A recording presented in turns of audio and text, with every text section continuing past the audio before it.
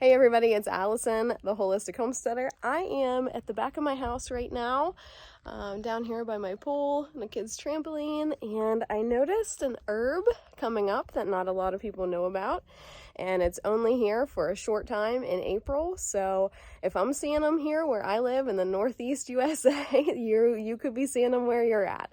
So I'm gonna flip the camera around and I'm gonna show you the little things that I found.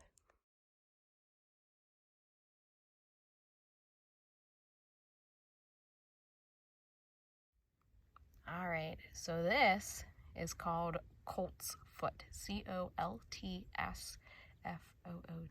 Coltsfoot. The flowers are often confused with dandelion, but if you look at their little stems, they look nothing like a dandelion. They're kind of a reddish color. There are some dandelion leaves here. Do not get confused. That is its own separate plant. Coltsfoot, you can see here is a really good example. It grows off of like a dead-headed stem, and then the flower buds shoot out. The flower buds will emerge before the leaves ever do. The leaves are going to end up being probably about that big or better. They only show up after these flowers die off. The flower buds are the most medicinal part. You can use the leaves, you can use the roots, but the flower buds are what you want to be harvesting if you are lucky enough to find some. This one has a little, looks like a little sweat bee or something hanging out on it.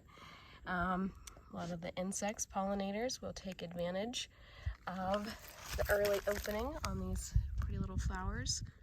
So there is another example of how it grows off of, my goodness, that's that's quite the rootage there on that one.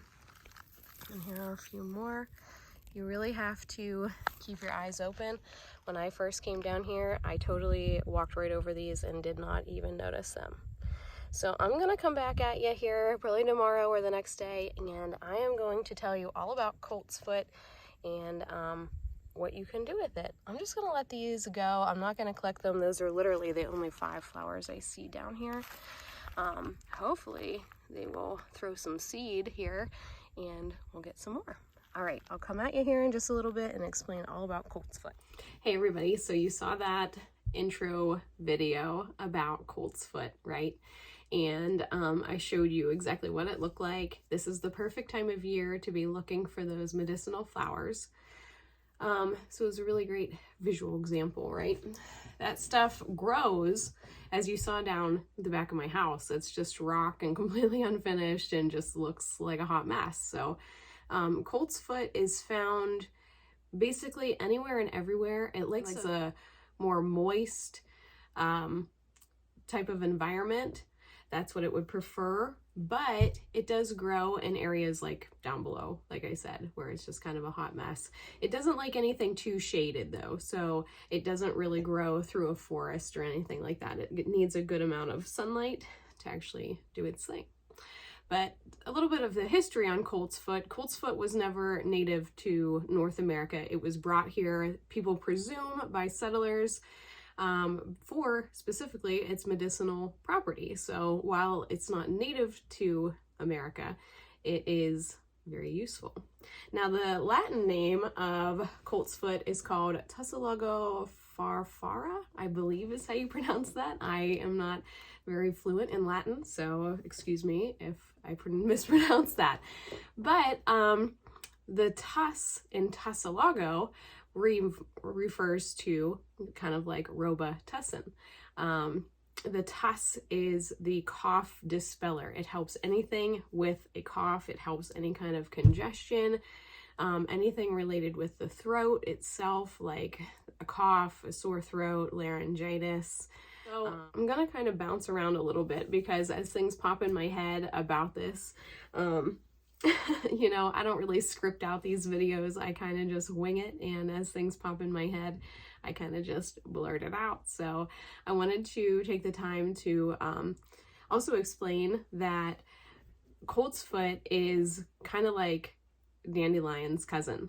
And I always laugh when I say that because with the kids, when they were wee little, to get them to eat more vegetables and more fruits and more meats and those kinds of things, or even cheeses, we would always say, well, you know, cauliflower is broccoli's cousin, and you really love broccoli, so you'd probably love its cousin too. You should try some. And I know that sounds so dorky, but hey, my kids are very good eaters here. I'm gonna, you know, take a lot of credit for that. So maybe that's the ticket. But with Coltsfoot, it is a cousin, basically, to all things in the, I'm probably going to mispronounce this too, Asteraceae. That is the Latin name for the family of aster, basically, flowers like daisies and marigold, calendula, dandelion, coltsfoot. And if you know anything about what those plants look like, they all have a very similar type appearance with, you know, like a dandelion head. It's a very similar yellows and oranges, and they're pretty medicinal. That family of flowers is a very medicinal type of flower. With coltsfoot, like I said in the other video, you want to harvest the head while it's still yellow and still in bloom. That is when it is the absolute most nutritious and medicinal. You can put those flowers in a salad. You can also harvest leaves and you can eat those in a salad very minimally, because coltsfoot contains toxic compounds. And if you know anything about like rhubarb and stuff like that, you know that some plants are not well eaten and are quite toxic when they are in their raw form. But if you cook it, like rhubarb, you don't want to eat the leaves at all, but the stems are okay if it's cooked, right? So same thing with an herb like nettle, stinging nettle. If you touch it, you normally break out into a really bad rash with it, but if you cook it, it's actually very medicinal and you don't usually get that kind of reaction. So you want to use caution when you are using coltsfoot. You want to use caution for a couple of reasons. One, so you know what you are actually harvesting, that it's actually coltsfoot. Two, that it was grown somewhere that wasn't sprayed with fungicide, herbicide, pesticide, any of those kinds of things, or even like animal, you know, poop and pee kind of thing. So, you want to, yeah, just make sure you're sourcing it from a pretty reputable area if you're actually foraging for it yourself. What else to tell you here? So the flowers themselves and the leaves are all edible. I believe the flowers are edible just as they are. You don't need to prepare them or anything. Just pop them and throw them in a salad and they are good to go. The leaves, you do want to use the young leaves and you want to make sure to cook them. You can probably put those in things like soups. That'd probably be a really good way, like soups and stews would be a great way to, you know, eat those. Coltsfoot is excellent as an anti-inflammatory. And a lot of the time, you know, when we get anything with our throat, you need something that is not just anti-tussive, meaning anti-cough, but also something that's going to soothe and break down the inflammation that's happening in the throat, in the back of the throat. Because it's an anti-inflammatory, it also works really well on inflamed areas, like on your skin. So if you had eczema or psoriasis or bug bites even, coltsfoot as a poultice, meaning pop a flower in your mouth. You can do this. This sounds gross, but you can do this. You can pop it in your mouth, you can chew it up, and you can put it on the area, spit it out and put it on the area. That's what I do as a poultice for other things. Like if my kids get it, or myself, if we get bee stings, we find plantain, we pop it in our mouth, the leaf, we chew it up really well, we spit it out, and we put it on the bee sting. Within a few minutes, the pain of that bee sting is completely gone. So you can do something similar like that. If you don't like the idea of using your spit, which that's totally fine too. If I was doing it on somebody other than myself or my husband or my kids, I obviously would not be using my spit.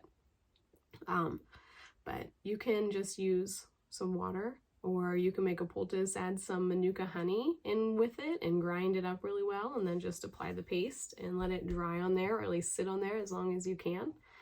But it's great for any kind of like sores or eczema or like skin inflammation. Yeah, let me think. What else here? I think that's pretty much it on the Coltsfoot, guys. I know this is a really kind of wackadoodle herb, and I know this isn't really a great way to kick off like, hey, let's learn about herbs, but I had to do it right here and right now because these Coltsfoot flowers are only out in April. As soon as those flowers die, then the leaves are able to start to form and grow and all of that. So you want to, if you're interested in this, look some stuff up, get onto Google Scholar or onto PubMed or anything like that, any kind of scientific type of online reference library.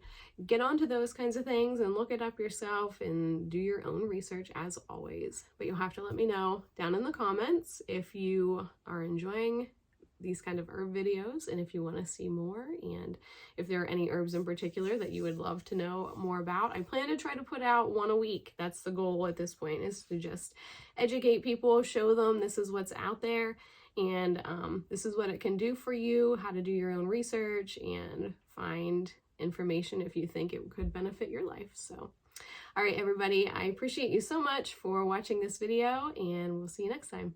Bye.